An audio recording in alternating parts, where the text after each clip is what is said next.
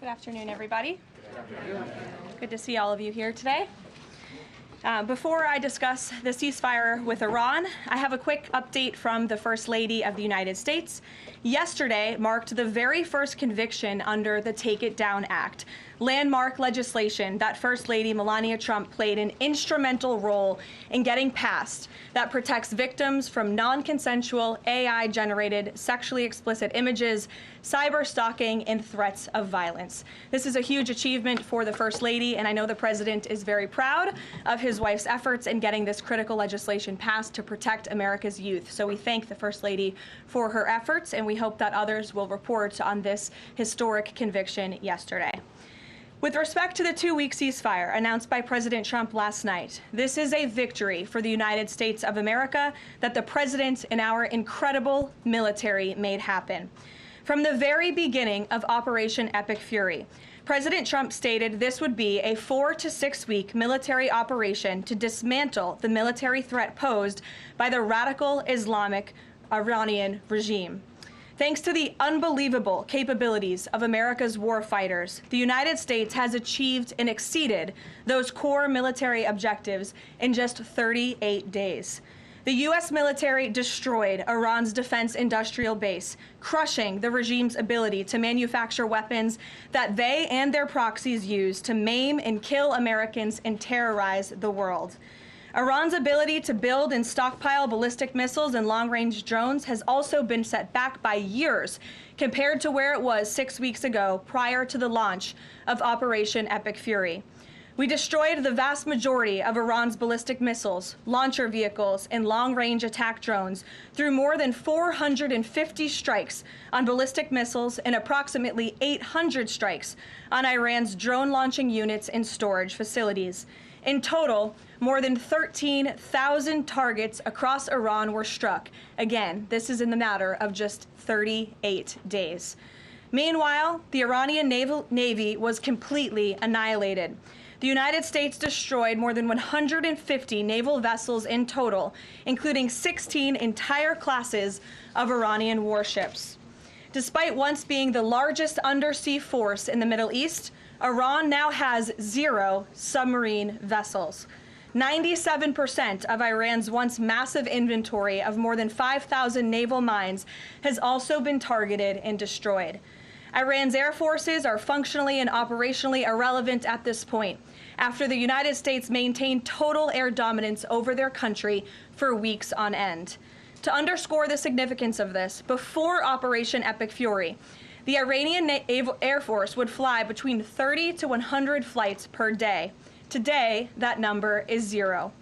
Iran's ability to fund and support its terrorist proxies has been greatly reduced.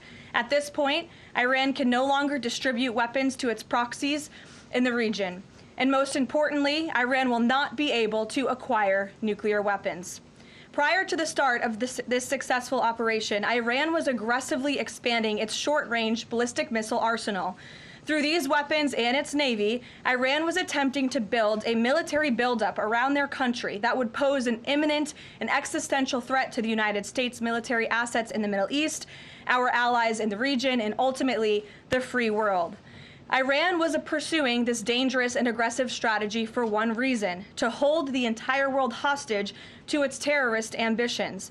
The Iranians aim to use their expanded military capabilities as a shield around their country to continue achieving their ultimate goal internally, building nuclear bombs. But their murderous and evil plans have been blown up, quite literally and figuratively, along with their military, their nuclear program, and most of their senior leadership, including the former Supreme Leader Ayatollah Ali Khamenei. Their command and control structures were also massively disrupted after being struck more than 2,000 times. Many of their remaining leaders are paralyzed in fear and no longer enjoy the freedom to move around their country freely and meet openly. Thanks to the unmatched excellence of our warriors at the direction of the Commander-in-Chief, the world has just witnessed a historically swift and successful military triumph. President Trump started Operation Epic Fury with strategic military objectives, and the United States has clearly achieved them. As we mark this progress, we also remember and honor the 13 American heroes who laid down their lives in this noble effort. I know President Trump and our grateful nation honors their ultimate sacrifice, and we will never forget them. May God bless their families.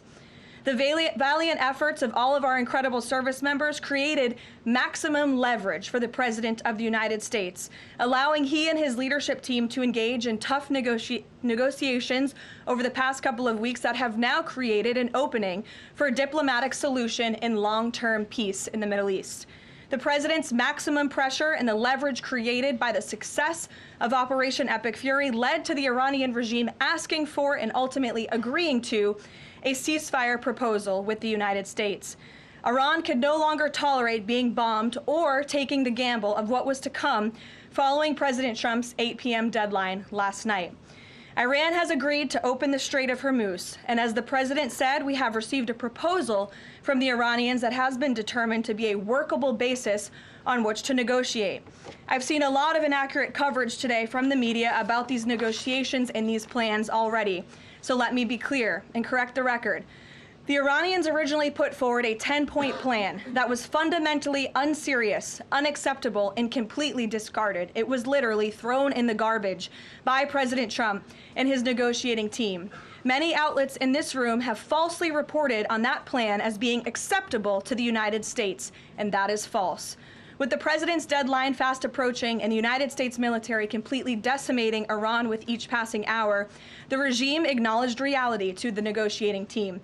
They put forward a more reasonable and entirely different and condensed plan to the President and his team. President Trump and the team determined the new modified plan was a workable basis on which to negotiate and to align it with our own 15-point proposal. The President's red lines, namely the end of Iranian enrichment in Iran, have not changed. And the idea that President Trump would ever accept an Iranian wish list as a deal is completely absurd. The President will only make a deal that serves in the best interests of the United States of America, and he as a negotiating team will focus on this effort over the next 2 weeks, so long as the Strait of Hormuz remains open with no limitations or delays. These extraordinarily sensitive and complex negotiations will take place behind closed doors over the course of the next 2 weeks. I would strongly advise the media against running with narratives that have no basis in fact. What Iran says publicly or feeds to all of you in the press is much different than what they communicate to the United States, the President, and his team privately. Never underestimate President Trump's ability to successfully advance America's interests and broker peace. President Trump has a proven track record of achieving good deals on behalf of the United States and the American people, and he will only accept one that puts America first. With that, I will take your questions today. I'm sure you have a lot of them. In our new media seat, we have Shane Harris with the AMAC Newsline. Shane, thank you for being here. Why don't you kick us off? Yeah, thanks for having me, Karoline. 2 questions for you. First, following the President's announcement of the ceasefire, if this is indeed the end of hostilities in Iran, what is the President's message to the American people about what was achieved for our country through Operation Epic Fury? Sure. I think I just laid out a significant portion of that in my opening remarks. 6 weeks ago, the President looked the American people in the eye directly, and he told them that he launched this operation to take out the imminent threat that was posed by Iran. And that threat has now been greatly destroyed. Their Navy, their missiles, their defense industrial base, and their desire and their plan to build a nuclear bomb inside their country is no longer going to be allowed, can no longer happen, thanks to the remarkable success of Operation Epic Fury over the course of the last 38 days. That has been absolutely achieved, and now we're moving into the next phase of this, which is a negotiating period to put some fine points on this and to hopefully broker an agreement that can achieve long-term peace in the Middle East. Yeah, and then second, what is the President's message to American seniors who have a much higher voter participation rate and they're likely to be a key swing vote in the midterm elections? Well, the President loves our seniors across the country. And as you know, the President signed the One Big Beautiful Bill, the Working Families Tax Cut last year, which greatly reduced taxes on Social Security for our seniors. In fact, thanks to the Working Families Tax Cut, nearly 90% of seniors will no longer pay tax on their Social Security. That's a huge win for our seniors and also for our middle class and working families across the country with the no tax on tips provision and the no tax on overtime. Next week is tax week. You'll hear a lot from the President about how his policies have benefited the American people, and I'm proud to report that the President will be traveling next week to the great states of Nevada and Arizona to tout this historic accomplishment over the course of the next week. Thank you for being here, Shane. Gabe. Thank you. Caroline, Iranian state media is saying that Iran has now closed off the Strait of Hormuz today in response to Israeli attacks on Lebanon. What's the White House response to that? And you just listed many military successes. I understand that. But strategically, how is the administration arguing that Iran does not have more economic leverage than it did before the start of the war? Sure. Well, with respect to the first reporting out of Iranian state media, the president was made aware of those reports before I came to the podium. That is completely unacceptable. And again, this is a case of what they're saying publicly is different privately. We have seen an uptick of traffic in the Strait today, and I will reiterate the president's expectation and demand that the Strait of Hormuz is reopened immediately, quickly and safely. That is his expectation. It has been relayed to him privately that is what's taking place, and these reports publicly are false. Caroline, the president yesterday threatened that a whole civilization would die if a ceasefire deal wasn't reached, understanding that Iranian leaders have previously said death to America. But why is it appropriate for the president of the United States to use that kind of language when talking about civilian targets? And was the president mocking Islam by signing off his True Social post over the weekend, praise be to Allah? Wouldn't that antagonize Muslim allies across the world? Well, I understand the questions about the president's rhetoric, but what the president cares most about is results. And in fact, his very tough rhetoric and his tough negotiating style is what has led to the result that you are all witnessing today. Iran publicly acknowledging last night that they have agreed or that they wanted this ceasefire with the United States because they no longer could tolerate being bombed by our very powerful and lethal military, and that they have committed to the reopening of the Strait of Hormuz, which the president will hold them accountable for, and it's something the administration is closely monitoring in real time. So, Danny. Should the world not take his word seriously? The world should take his word very seriously in understanding that the president is always most interested in results. And it was the Iranians who backed down, not President Trump. He said that they would face very grave consequences, as you just laid out, by the 8 p.m. deadline if they did not agree to reopening the Strait of Hormuz. And what did they do last night? They agreed to reopen the Strait of Hormuz. Danny. Thanks, Caroline.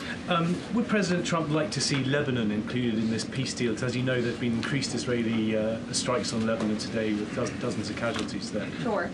Lebanon is not part of the ceasefire. That has been relayed to all parties involved in the ceasefire. As you know, Prime Minister Netanyahu put out a statement last night in support of the ceasefire, in support of the United States' efforts, and he's also assured the president they'll continue to be a helpful partner throughout the course of the next 2 weeks. Is there any thought, though, that the president might like to see Lebanon included at a future date, given that it seems to be causing or potentially undermining the Iran ceasefire? Again, this will continue to be discussed, I am sure, between the President and Prime Minister Netanyahu, the United States and Israel, and all of the parties involved. But at this point in time, they're not included in the ceasefire deal. Jeff. Thank you. Caroline, will the U.S. take part in talks with Iran in Islamabad on Friday? I can announce that the president is dispatching his negotiating team, led by the Vice President of the United States, J.D. Vance, Special Envoy Witkoff, and Mr. Kushner to Islamabad for talks this weekend. The first round of those talks will take place on Saturday morning local time, and we look forward to those in-person meetings. What role does the president see for the U.S. in monitoring or helping with the Strait of Hormuz going forward? I think the president commented on that this morning. We're going to continue to monitor it very, very closely. We will be helpful in any way that we can, but we fully expect Iran to do this, and the president has made that quite clear as well. It's, again, as his statement said last night, this ceasefire is subject to the safe reopening of the Strait of Hormuz. Again, this was just determined last night. We understand things take time, but that's the president's expectation, and he will hold everyone to it. Sure, in the green blazer. Thank you, Caroline. Sure, and then in front of you. But Andrew, you can go ahead. All right. You're not wearing a green blazer. You can... I am actually wearing a green blazer. It's a little brown to me, but go ahead. Fair enough. Regarding the president's rhetoric, when the U.S. invaded Iraq in 2003, George W. Bush said in a message to the Iraqi people that the military campaign was directed, quote, against the lawless men who rule your country and not against you. Yesterday, the president threatened to destroy Iran's civilization, the entire civilization. Not the Iranian government, but the Iranian civilization, the Iranian people. The U.S. has been a moral leader for most of its history by fighting wars against other governments, not against civilizations. How can the president claim that America can ever have the moral high ground if he's threatening to destroy civilizations and not casting wars as fights against other governments? Andrew, I think you should take a look at the actions of this president over the course of the past 6 weeks and the actions of our brave men and women in our United States military who have taken out essentially taken out the military of a rogue Islamic regime that has chanted death to America for 47 years, that has killed and maimed thousands of American soldiers over the course of the last 5 decades. The president absolutely has the moral high ground over the Iranian terrorist regime, and for you to even suggest otherwise is frankly insulting. With all due respect, Karoline, Go ahead. with all due respect, Go ahead. there is...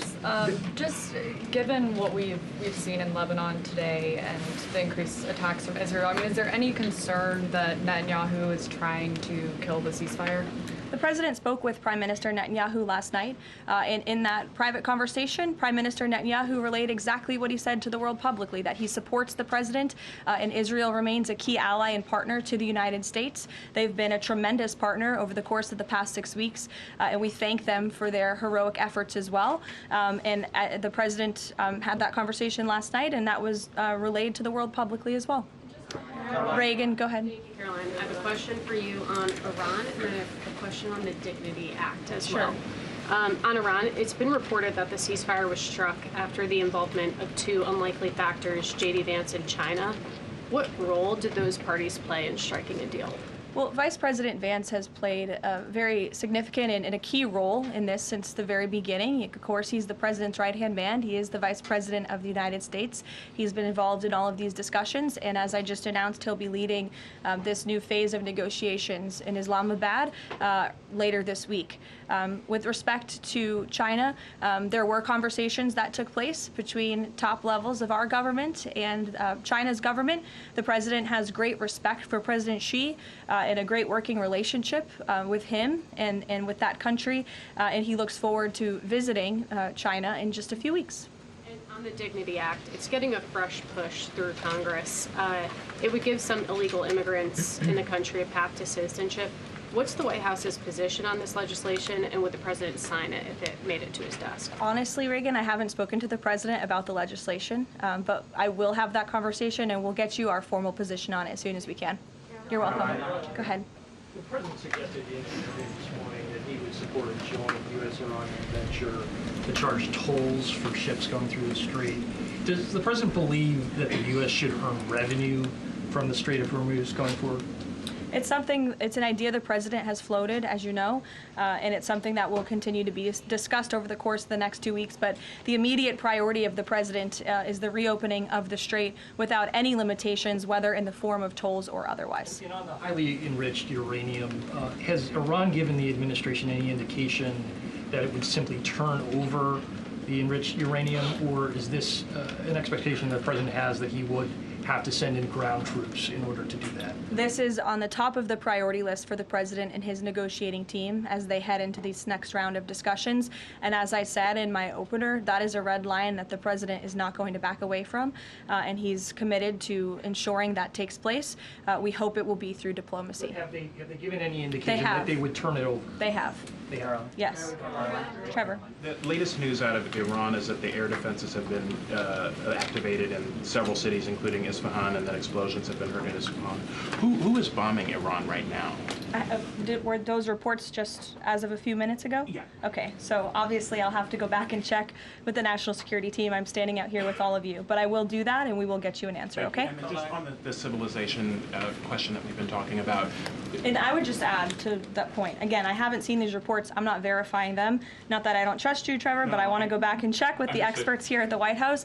I would just say, and I would echo what the Vice President said this morning, this is a fragile truce. Ceasefires are fragile by nature. We've We've seen this with respect to the 12-day war with Iran and Israel last year. It takes time sometimes for these ceasefires to be fully effectuated. And one of the results of Operation Epic Fury was we completely dismantled Iran's command and control center, which makes it difficult for them to pass messages up and down the chain. And so we understand that. I would caution a little bit of patience, but of course we want to see the ceasefire effectuated and abided by all parties as quickly as possible. Thank you. And the American presidential administrations, going back to Ronald Reagan, have said this formulation about nuclear war, that a nuclear war cannot be won and must never be fought. Is that still the view of this administration, given the president's comments about civilization? I have no change in our view on that policy. Katie. Thanks, Caroline. Given the gravity of what he said yesterday, what was your understanding of what he meant when he said, this civilization is going to be eliminated? I think it was a very, very strong threat from the President of the United States that led the Iranian regime to cave to their knees and ask for a ceasefire and agree to reopening the Strait of Hormuz. So it was a very strong threat that led to results. And as the Secretary of War stated at the Pentagon this morning, it was not an empty threat by any means. The Pentagon had a target list that they were ready to hit go on at 8 p.m. last night if the Iranian regime had not agreed to open the strait, which they did, and I think that's something we should all be grateful for. The United States is a moral leader in the world, given that he I was asked this exact same question by your colleague Andrew in the back, and I think, again, the insinuation by anyone in this room that Iran somehow has the moral high ground over the United States of America is insulting, considering the atrocities that they have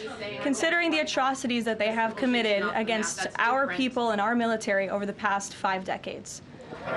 John, go ahead. Thanks a lot, Caroline. 2 questions for you. One has to do with a statement, a joint statement put out this morning by some of America's European allies, our NATO allies. And in that joint statement, they said regarding the Strait of Hormuz, our governments will contribute to ensuring freedom of navigation in the Strait of Hormuz.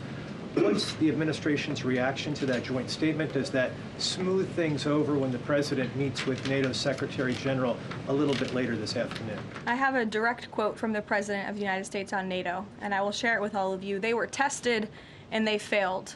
And I would add, it's quite sad that NATO turned their backs on the American people over the course of the last 6 weeks when it's the American people who have been funding their defense. As you know, President Trump will be meeting with Secretary Ruta in a couple of hours here at the White House, and I know he looks forward to having a very frank and candid conversation with him. And then secondly, in regards to this conflict, 38 days, as you pointed out, President Trump has said that there's been regime change. Has that regime change led to more freedoms for the Iranian people? I think that's a question that's being asked a little bit too early, John, and we hope that is the case, but it's something that has yet to be seen. Eamon. Caroline, on this question of tolling by the Iranians in the Strait of Hormuz, I've heard you talk about a number of red lines that the president has in this negotiation, but I haven't heard you say that Iranian tolling in the Strait of Hormuz is a red line. Would it be acceptable to the United States at the end of all this if the Iranians are able to charge tolls in the Strait of Hormuz? I think the president was very clear and simplistic in his language last night in his Truth Social post, where he said that this ceasefire is subject to the free, safe, and immediate reopening of the Strait of Hormuz. That's very plain language, and it should be taken at face value. You mean free of charge? Carrie, go ahead. Without limitation, including tolls, yes. Carrie. A quick follow-up on the tolling. Why would the U.S. allow Iran to collect tolls in the Strait of Hormuz? That's not something that we've opposed for a number of years now. Again, that's not something we've said that we've definitively accepted. The joint venture is something that was proposed by the president, but he was very clear in his statement last night. He wants to see the strait reopened immediately without limitation, and that's something we're going to hold them to. A second question on family and friends in Iran. I myself am Iranian, and I've been talking to them through the blackout. One of my family members yesterday said goodbye to me. So what message should we be sending Iranians when they message me saying what should they be doing right now? How should they stay safe? Because they really don't know what to do. I think the president's main priority, and my main priority as his spokeswoman is to make sure that clear messages are sent to the American people, of course, which is my job today. With respect to the Iranian people, the president, has taken out the imminent threat that was posed by their military to the United States, to our allies in the region, to our forces in the region, and of course, as the president has long said, he hopes that Iran will be a country of peace, of prosperity, and we're moving into this next round of negotiations to hopefully come to an agreement with this new regime that will create long-term stability in the Middle East. He has said that they should stay inside of their homes and also take back their country. So there's a contradiction there. So how do you address that? Again, we're moving into this next round of negotiations with the remnants of the regime and those that we are speaking with now to hopefully reach a place of peace long-term for the region, and that includes the Iranian people as well. In the blue, go ahead. Thank you, Caroline. The White House posted the statement from the Iranian government that passage in the Strait will be coordinated with Iran's armed forces. As of today, who controls the Strait of Hormuz?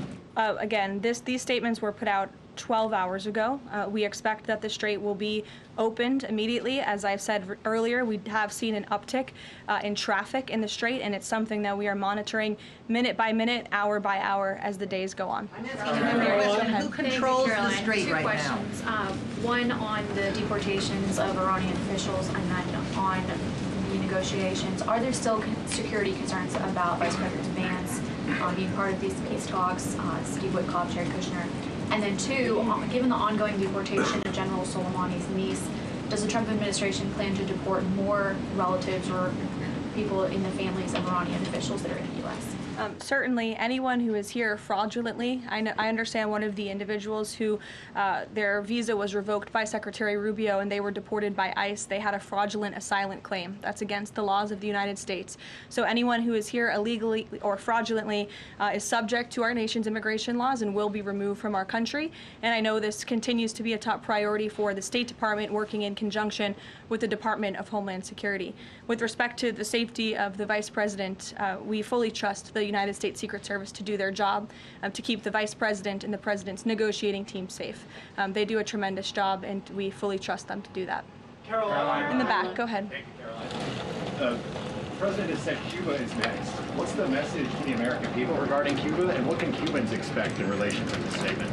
Well, look, I think when President Trump said that, and he later clarified after making that statement, that he meant the Cuban regime is bound to fall. The country is very weak. They're in a very weak position economically, obviously, financially. The Cuban people are fed up with their government, as they should be.